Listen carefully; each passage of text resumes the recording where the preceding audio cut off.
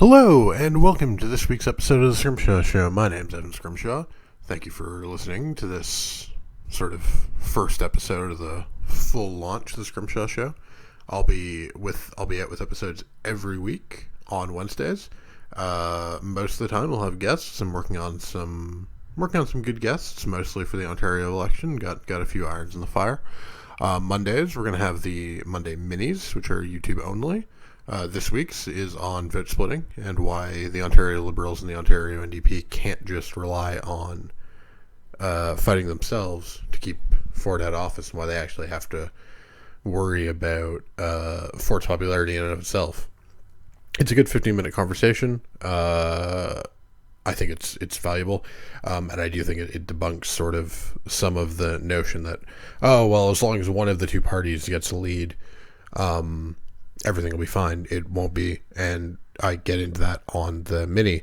Follow me on Twitter at eScrimshaw. Follow the show on Twitter at Scrimshaw_show. Follow my writing at UnscriptedScrim, and read all of my writing at scrimshawunscripted.substack.com.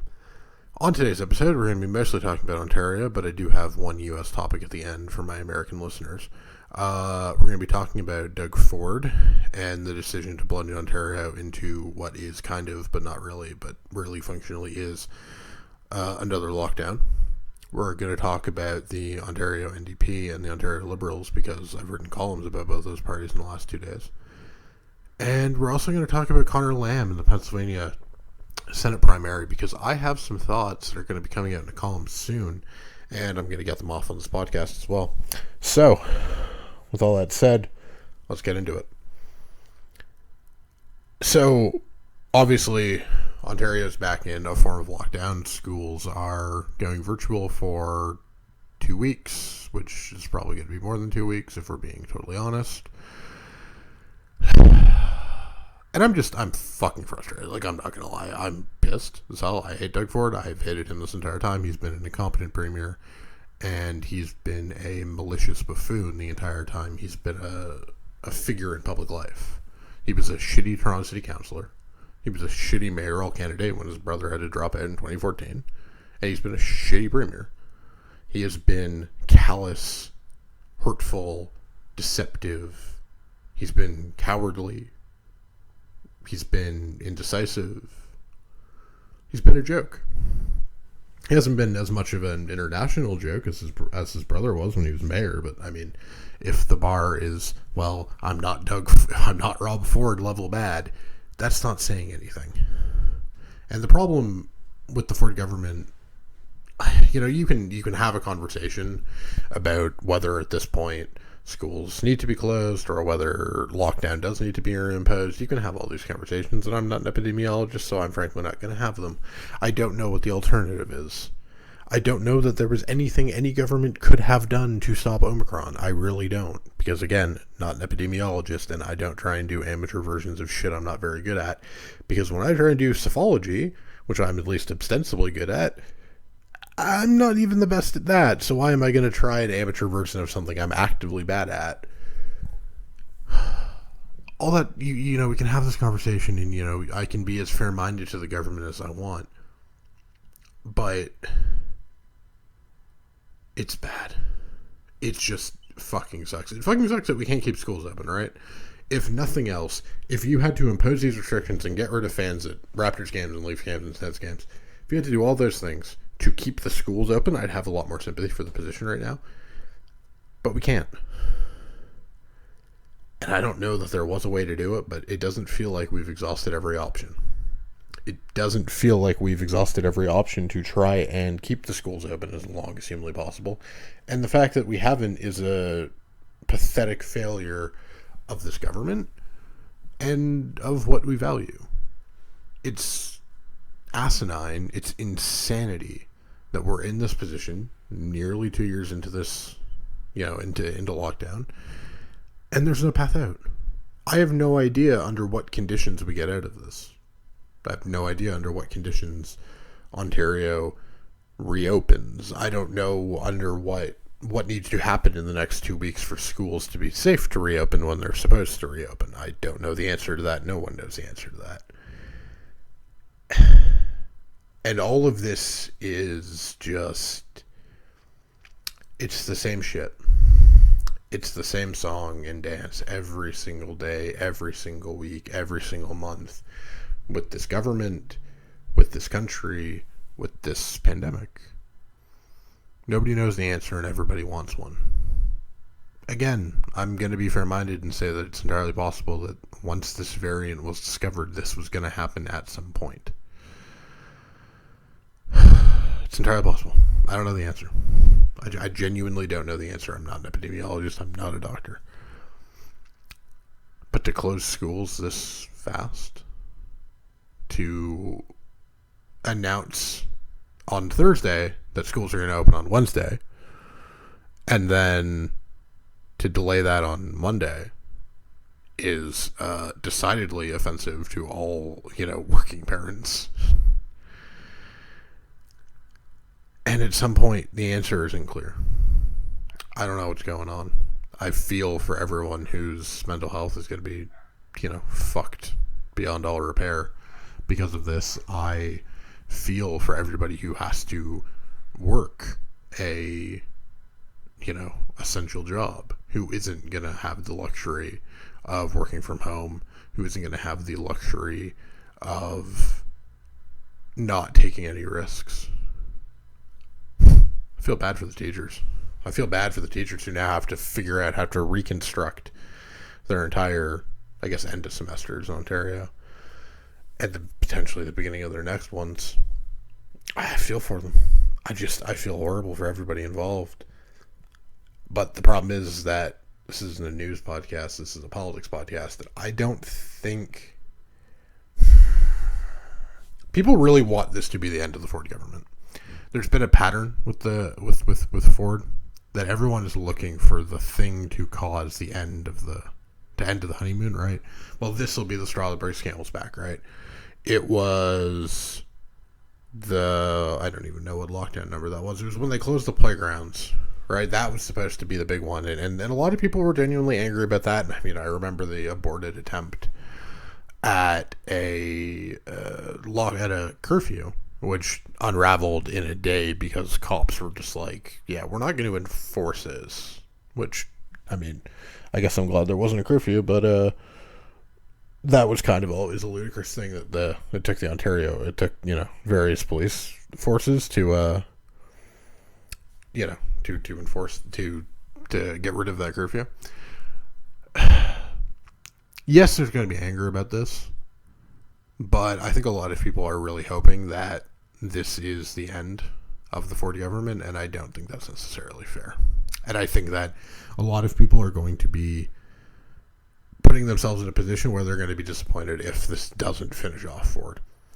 We have an election coming in 5 months, and I think Doug Ford is a decent shot to win a majority government again.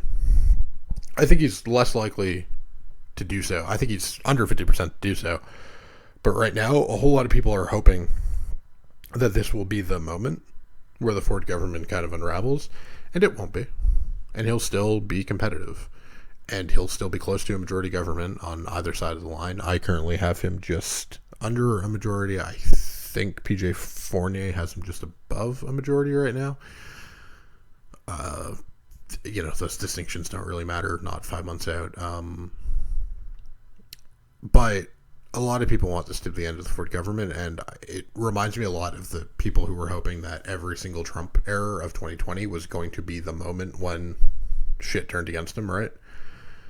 And, I, covered that campaign. I didn't cover that campaign particularly well, but I remember paying attention to the news very closely, and every single day, every single week, it was just, so is this going to be the thing that kills Trump? Is this going to be the thing that does this? Is this going to be the thing that finally pushes him away? Is this the thing that's going to cement the election?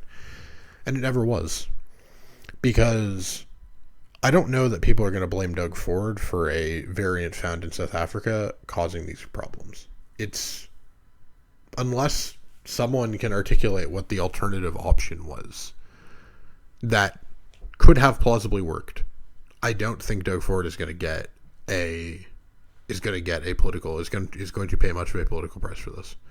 If kids are back in school, After 2 weeks or 3 weeks, then he's probably going to be fine politically. And I think a lot of people are hoping that this will be the moment that the 35-ish% of the population who are voting for Doug Ford sort of comes to the error of their ways. And I think a lot of people are looking for a come to Jesus moment. That isn't going to come. And as someone who, wrote about the U.S. in a similar context, a lot of people want this to be true, and a lot of people are hoping for this, and I don't necessarily think it's going to come, because voters have not shown a willingness to blame politicians for COVID failures if those failures were not deemed to be avoidable. And I don't know that you can plausibly claim that if Doug Ford, there was no silver bullet to get out of this. Once this got here, it does not seem reasonable to suggest that anything was going to substantially do it. And if your answer was, we should have locked down a month ago, maybe. But I don't think people were going to do it. And I don't think it's reasonable to think that people were going to give up their Christmases if they were double vaxxed, especially if they were boosted. It just doesn't. People were going to make the decisions they were going to make this year, and I don't necessarily think that there's anything Doug Ford could have done. And I'm as angry as everybody else about this, right? I'm as frustrated as everybody else. And it sucks. It genuinely does. But I'm not sure voters are going to blame Doug Ford en masse for not being able to handle a difficult situation perfectly. What they might blame him for, and what if I were the Liberals, Liberals and NDP, I would be blaming him for, is going to Muskoka. Being gone for 3 weeks is the actual political point. Because if you just get mad at him for closing schools, you're just going to get into a question of, so what would you have done differently? And no political party has an answer to that. What they do have an answer to, and what will work, is Doug Ford being MIA. Him being in Muskoka.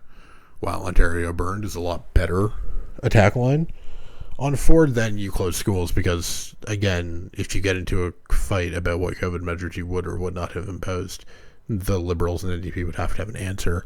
And I know if I'm Andrew Horwath, that's a game I definitely don't want to play, given that she was talking about the charter rights of the unvaccinated 6 months ago or whatever. By the way, Liberals, I know a bunch of you follow me on Twitter now. I've had 4 senior Ontario Liberals follow me in the last week, so welcome aboard. I'm generally not going to be as nice to your party as I am right now, but I hate the NDP, so welcome aboard. Just take the Andrew Horwath Power and Politics slip and just put that in every single anti-NDP attack ad. Just do it. You know the one I'm talking about. Just do it, guys. It's your single best attack on Andrew Horwath because it makes her look like a fundamentally unserious person, and if you paint the NDP as a fundamentally unserious political party, you're going to win votes. And that is the transition into my next topic, which is, what on earth is the point of the Ontario NDP? I genuinely don't know the answer to that question. I voted for this party last time because they were the best anti-Ford option. I will do so again if I fucking have to, although God forbid, don't make me do that. But if Andrew Horwath is the leading anti-Ford option, I will vote for the Ontario NDP again. Please, God, make me not have to do that. The Ontario NDP are a useless group of non-entities. They are an incompetent political party run by morons, led by either a stupid woman in Andrew Horwath or a smart woman who does incredibly stupid things in the service of getting votes. Right? Again, Andrew Horwath came out for the charter rights of the unvaccinated in opposing vaccine mandates over the summer. At some point, I can list all of her failures over her now what I believe is her 13th year in office as leader of the Ontario NDP, or I can just point you to that for one fun fact, and I can do that as many times as you'd like. But she's either an unserious person or she says stupid things because the party isn't serious and she's trying to appeal to unserious people. Is the NDP supposed to be a party for working class? Is the Ontario NDP supposed to be a party for Sault Ste. Marie and Oshawa and Essex and Welland? Is it supposed to be that sort of like class-based struggle? Or is it supposed to be a party for college students, downtown urban liberals, small L liberals, leftists, and people whose main concerns are social liberal, or the tenets of social liberalism? I don't know the answer to that question.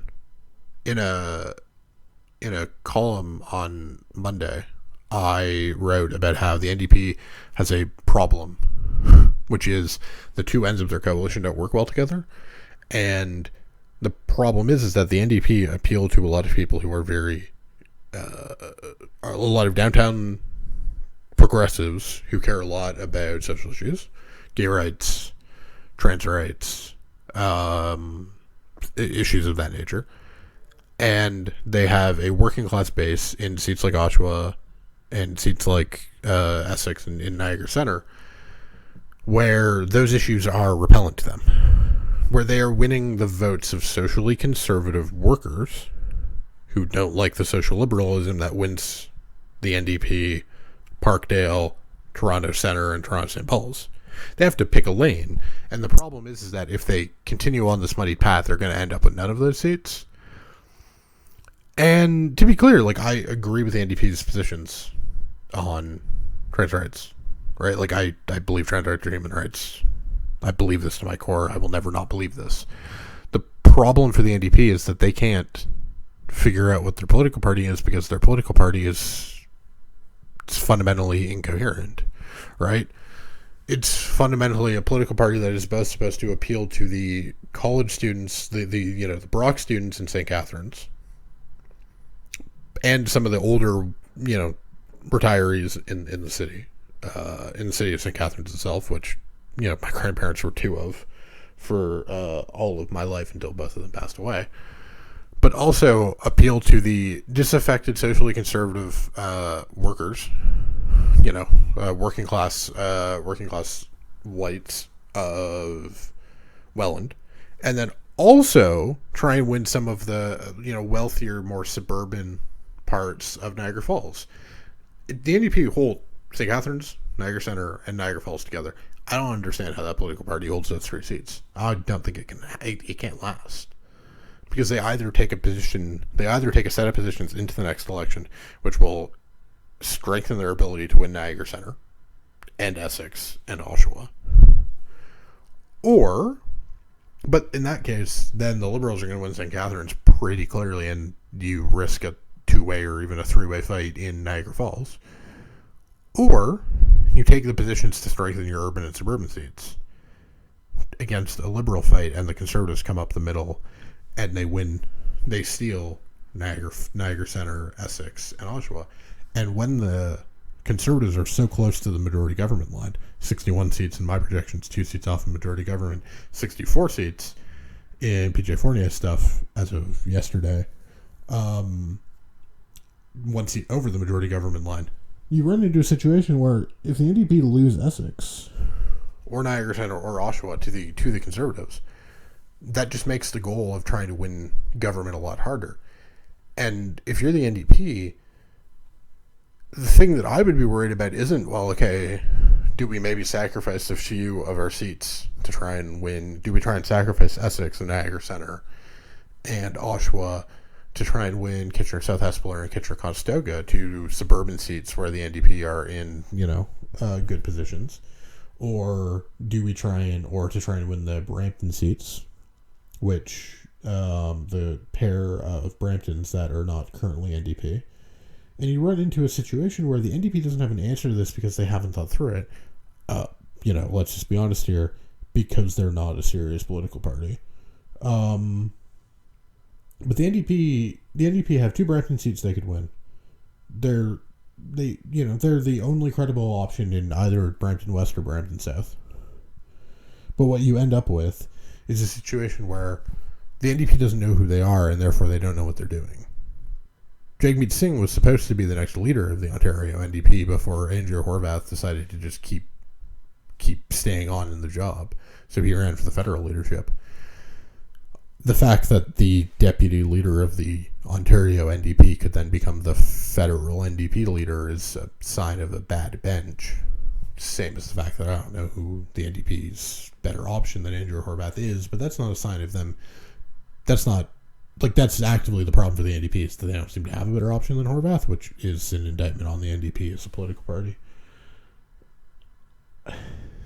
If I were them, if I were advising them, I'd tell them to get to run a socially liberal campaign, to move to the center, to emphasize their social liberalism, and basically say goodbye to their working class outposts. I don't think they can do it because the unions are still too powerful internally in that party. But they have a problem. And they don't know what the answer is because there isn't an easy answer. And the NDP have been unwilling to ever show themselves to be a serious political party capable of winning government, because had they been willing to do that before the 2018 election, they might have stopped Doug Ford from getting a majority government, and they might be in government right now. They're a joke. They're an unserious rabble of unserious people. And that is the biggest sin you can provide when you're Her Majesty's official opposition. They're an unserious group of people. And as much as I don't necessarily like, I have a long and complicated relationship to the Ontario Liberals, right? As I wrote today, like, I've been around the party for a lot of my life, or at least a lot of my university years, right? I was around the party in the late days of the Wynne government. I didn't vote for them in 2018 because I was committed to voting for the best anti-Ford party, and that became the NDP. But the problem with the Ontario Liberals is they're not great. I'm not convinced Stephen Del Duca is some great leader. What I do know is I know the NDP aren't going to be a good one. I know the NDP are not great. And that leaves me with the Ontario Liberals. It leaves me in the unenviable position of having to support the Ontario Liberals, and I will do so because I think they're going to... I have some faith Stephen Del Duca knows what he's doing. The worst thing they can do for their chances of winning this election is go timid. And I don't think Del Duca's going to. We've had the I'll resign if I don't pass electoral reform stuff, which... I mean, it's a sign he's willing to say bold things. Whether I believe he will pass ranked ballots or not, I don't have any idea, but I think I believe in the Liberals this time. But the thing is, if they go limp, they're going to lose. If they go limp, Doug Ford's getting a majority government again. The lesson of bad left-of-center campaigns in Canada, the ones that lose, are always the timid ones. They are always the ones that fail to excite. Michael Ignatieff's 2011 campaign was a masterclass in saying a couple of things, but actually saying nothing at all. He was campaigning against jets, jails, and he was campaigning on more education funding. Like, his problem was that the F-35 jets that Harper wanted to buy were likely to cost way more money than the government was saying.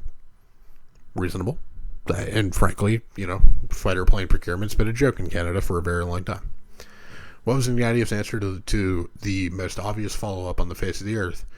Which was, well, so what are you going to do about it? We're going to spend less money. So what planes are you going to buy? It's a boondoggle. We're going to spend less money. Didn't have an answer. Okay, so Ignatieff was opposed to mandatory minimums that the Harper government had imposed and was campaigning to impose more of.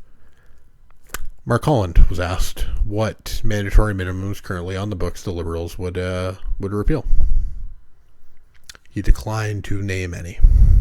He said they had no intentions of repealing any of the tough on crime laws that had been passed. Okay. But again, he's opposed to these measures, but refuses to repeal any of them. Okay. He wanted $1 billion more on education, although what that was really about was never really made clear. There was something about access to higher education. I remember this because my brother was a college student, or was about to become a college student in the 2011 election, and so we were anxious for what promises were made on higher ed, insofar as that might have helped my brother. But that was it. It was a campaign of timidity. The big disagreement was 3 points on the corporate tax rate. Ignatieff wanted to keep it at 18. Harper wanted to continue the cuts to 15. They talked about this $6 billion difference, even though TD did an analysis that showed the actual difference would be less than $500 million once you realize the companies would make different decisions based on that tax rate. But that was it. That was the big disagreement. $6 billion on a corporate tax rate. That was it. There was nothing. And the Liberals got smacked because there was nothing actually there to vote for. Right? What did Justin Trudeau do 4 years later to take the party from Michael Ignatieff's shit third place to first? He ran on an authentically liberal platform. Small L liberal platform. It talked about infrastructure commitments. It talked about spending money to make money. It talked about the need for aggressive funding. It talked about a child benefit system, which has been a spectacular success. It talked about restoring funding to the CBC. It made a bunch of actionable promises to people on issues they cared about, and it worked. It captivated the nation, and it made Justin Trudeau look like a serious politician. And when Mulcair came out with his risible nonsense, a one-page spending document, which included the line "assorted other spending" in a costings document, it showed the NDP to be basically jokes. And because Trudeau came out with a serious, costed, coherent vision, backed up by experts and academics, it made the Liberals look serious. It made the party be taken seriously by people who did not believe much of Justin Trudeau. And frankly, it made people more impressed with Justin Trudeau than they have been, because one of the people who was very impressed by that election platform was my mother, who now hates Trudeau. She hated Trudeau before the election. Campaign started. She then came to like him during the campaign, and then she's not been a fan of the government he's led. But it was an impressive document, right? Look at the difference between McGuinty 2003 and McGuinty 1997. Or 1999, not 1997. In 99, McGuinty came off as an unserious, uncredible opposition leader. He came off as a child, nipping at the heels, to steal Paul Well's metaphor, of Mike Harris, who was a serious person trying to do a serious job.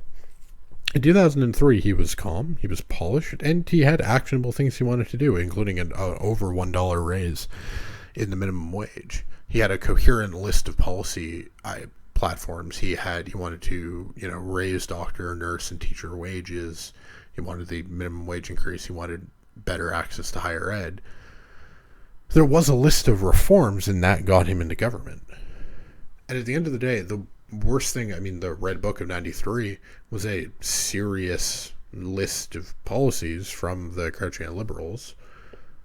Like or loathe what they ended up doing, and, people can dispute the legacy of Jean Chrétien all they want, but that government knew what it was doing. And it came in with a credible platform for government. And in so doing, it managed to get a coherent platform. When liberal governments come from second place or third place, they do so because they make an offer that's worth voting for. Liberals need an exciting offer to get their voters out to the polls. Oh, we're better than the opposition works sometimes, but that works better when we're in government, right? Justin Trudeau has managed to run that campaign 2 times in a row. But even then, the childcare offer and the housing offer, most of the childcare offer in the federal election, was, I think, a large part of the reason why that strategy worked, right? There was a tangible thing that would be lost if the Liberals didn't get back into office. It's harder to do that when you're in government, when you're in opposition, and it's much harder to do that when there's also another opposition party you have to get ahead of. Vote for me because of X, Y, and Z ideas. right, which I really, really hope the Liberals have, is much better as a policy platform than vote for me because the other people are worse. That's easy to say when you're in government and you have the legislative record that's pretty good. It's really, really hard to make that argument when, okay, well, why don't I just vote for the NDP, who I probably voted for last time, right? A lot of the people the Liberals need to win over are people who voted NDP last time. The Liberals need a compelling offer. And I'm not criticizing them. This isn't criticism because it's January, and if they have the compelling offer, I wouldn't have used it by now. I'm just warning them. Their best chance of winning this is with a big, bold, compelling offer, and the best thing Doug Ford can hope for is if the Liberals spend the 2022 election campaign offering managerial competence against Doug Ford. Because if your problem with the Ford government is that they just haven't been competent enough, if the Ford government looks competent in the next 3 months, if he gets students back in school, if the case numbers go down, if there is some form of reopening before the campaign, then your argument against him goes away. People will not remember issues from 2 and 3 years before. They will not remember how angry they felt when Ford closed down playgrounds. They will not remember the anger for 2 weeks of virtual school or 3 weeks of virtual school, whatever it ends up being, if everything is fine by the time the election is called. And so the Liberals need a distinctive offer which focuses on the fact that there are real problems in Toronto, and not even just in Toronto, but in the GTA in Halton, right? There's a housing crisis which is pushing people farther and farther and farther away, right? There are genuine crises of mental health right now. I'm hilariously doing better mentally than I have been for most of my life. But I know there's a crisis of mental health, and I know that crisis is only going to get worse for a whole lot of people in the next coming weeks. The Liberals need an offer. The Liberals need a big, bold offer, or they're going to let a winnable election through their hands and either elect a fundamentally useless and fundamentally unserious political party in the NDP or a maliciously right-wing government. It will be allowed to get back into office. And both of those scenarios would represent a fundamental failure of Stephen Del Duke and the Ontario Liberals. So, for the last topic today, I'm going to talk about Pennsylvania because there's been some, Conor Lamb discourse recently, and I stand by the idea that if Conor Lamb gets through the primary, he is a better candidate than Ron Fetterman. I believe that Conor Lamb is a better candidate than his 2020 showed, because in 2020 he got run down almost got run down by Sean Parnell. Now, that's slightly not as bad as it sounds, because Parnell, we did not have the same knowledge of Parnell's spousal abuse that we do now. I guess I should have to say alleged spousal abuse.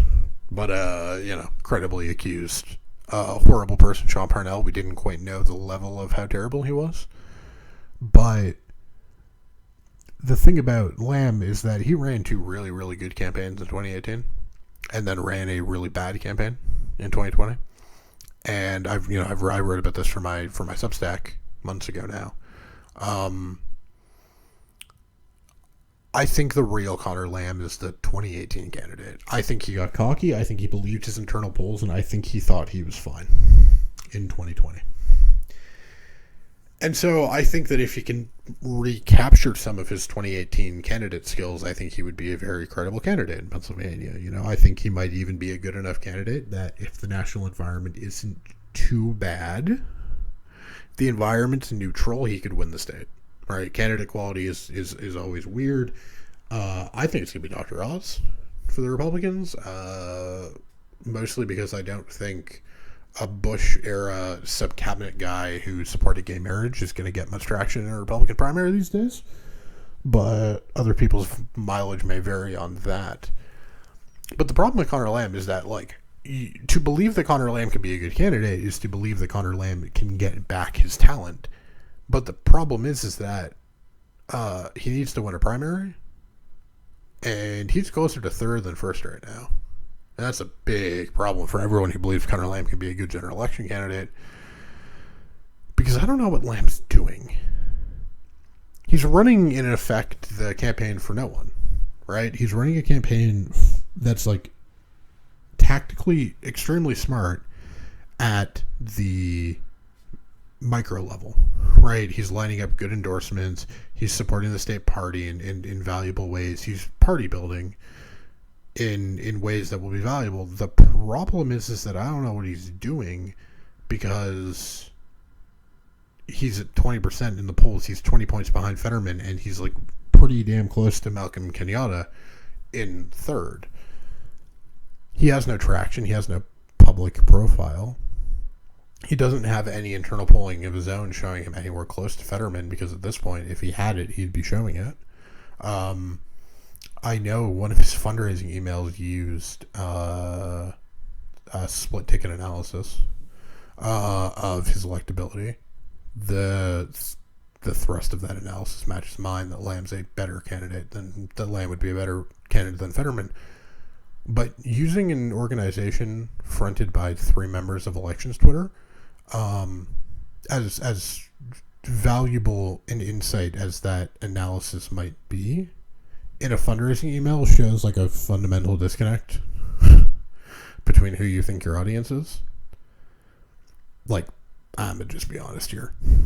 Like, Conor Lamb, like, you aren't trying to get donors to support you because some 20-somethings wrote an article for it. That shouldn't be how you go about your argument building. It's good work. The guys over at Split Ticket know what they're talking about. I'm not dismissing their work, but I am dismissing the value to a campaign of being like, we're more electable, and trying to use that to raise money. You are trying to beat someone who spends every waking hour trying to get onto MSNBC, right? You're trying to get somebody who built a national profile going on MSNBC during election week, when ratings for MSNBC were probably the highest they've ever been and highest they will ever be, walking everyone through why, despite the fact that Donald Trump was leading in the count as of that point, why Democrats were still going to win the state. You're running against somebody who has a cult following amongst Democrats, because, in large part, because he looks the part of what a, Western Pennsylvania guy looks like, right? Fetterman's this, I don't say any of this pejoratively, but he's just like a rough looking, small town guy. He doesn't look like a politician, and that's, for many people, his appeal, because they think he can win back white working class disaffected ex-Democrats, because frankly he looks and talks like them.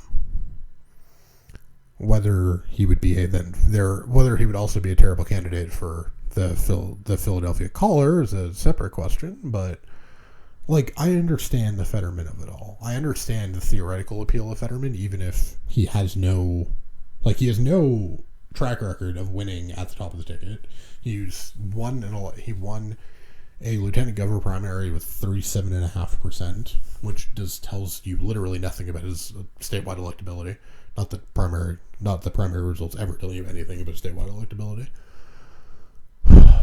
And then at the end of the day, Fetterman's got a big problem called black turnout in a general election, because of his inability to properly apologize for the fact that he walked, because of an incident while he was a mayor of buttfuck small town Pennsylvania, and he, racially profiled a black teenager, for the crime of being black, right? And Fetterman can't apologize for it because he can't admit a singular fact, which is he thought the black teenager had done something wrong for nothing other than being black. No one will say this, but that's fundamentally what happened.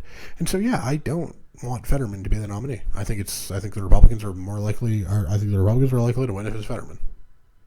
Or I think the Republicans are more likely to win than not if it's Fetterman. The problem is that Fetterman's probably going to be the nominee at this point, right? Like I have gone out of my way to say that I think Lamb will win because I thought Lamb could run a good campaign, and nothing in what has happened so far is backing me in any way, right? He's making these smart decisions at the micro level, and yet his campaign is adding up to nothing. The sum is so much less, like the whole is so much less than the sum of the parts with this campaign. It's incoherent what he's doing. He has no strategy to get out of the hole he's in, and he seems to have no even realization that he's in this hole. Where's his media blitz? His fundraising totals are not great, which is a large part of the reason why he needs to get out there more, because he's presumably about to get outraised by Fetterman pretty substantially. I mean, if he can manage to beat my expectations with his fundraising total, I'll be surprised. But I would expect him to get outraised this year. If he does, which I think is, the likeliest scenario at this point, that's not great for him. It's not great for the party either.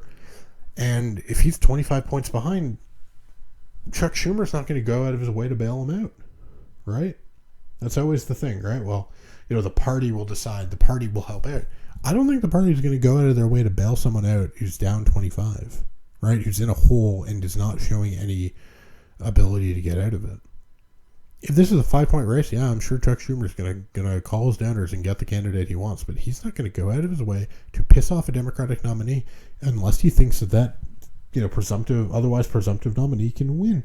And right now, Conor Lamb is showing no evidence that he can win a primary or a general election. His campaign is incoherent. His strategy, non-existent. Conor Lamb is, to win a Pennsylvania primary, he's going to have to be functionally the candidate of Southeast Pennsylvania, despite the fact that, he's from Allegheny. But he's going to have to be a candidate that's going to win over suburban whites. He's going to have to be a candidate that can do well in Philadelphia and in Montgomery, right? That's what he has to do to win. That's what he has to do to be a viable statewide candidate. And he's not doing anything which makes that possible right now. He's running a campaign which is incoherent. And I know I keep using that word, but it's the only word I can come up with. It's unserious. It doesn't really seem like he wants to be a senator. He thinks, I don't know, I think he thinks he deserves it. I think he doesn't think much of Fetterman. And so he's running, because otherwise, if he really respected John Fetterman, he would not be in this race right now. But the campaign's a joke. It's a bad situation, and it's a bad situation for Democrats, because if Conor Lamb doesn't get his head out of his ass, we're not winning that seat, which means the best we can do, realistically, is 50 seats in the Senate. And if the best we can do is running back this same Senate, still entirely dependent on Joe Manchin and Kirsten Sinema, that's not great. 51 seats is not substantially better, and 51 seats and losing the House still means that that basically the Biden agenda in the third and fourth years are basically just going to be judicial appointments, which we can get through a 50-seat Senate anyways. But Democrats need to be very worried about Conor Lamb, and I think if Conor Lamb's campaign wants to go anywhere, I'm not at the point where I'm saying you have to fire everybody, but I'm damn close to that point. Because Lamb's campaign is not showing any ability to do what they want to do, and showing any talent or ability to win in the places they have to win. And without that, I don't know if there's a path forward for Conor Lamb in Pennsylvania. And with that, thank you for listening to this week's edition of the Scrimshaw Show. My name's Evan Scrimshaw, as always. Thank you for listening to the show. Follow me on Twitter at eScrimshaw. Follow the show on Twitter at Scrimshaw_show. Follow my Substack on Twitter at unscripted scrim. Subscribe to my YouTube channel. Subscribe wherever you listen to podcasts. Leave a rating and a review on the podcast player of your choosing. Buy Salvation in the Storm. I forgot to plug that at the beginning of the show. Thank you to everyone who has bought the book, everyone who has read the book, anyone who has given reviews or comments on the book. It's greatly appreciated. I still can't believe I read a fucking book in 2021. I'll be back next week with a mini on Monday and a full episode on Wednesday. Topics for both of those are still up in the air. and read the rest of my work over at either at Unscripted Scrim, my political betting work for the lines, and anything else that may or may not be coming down the line at some point. Thank you so much for listening, and have a great day.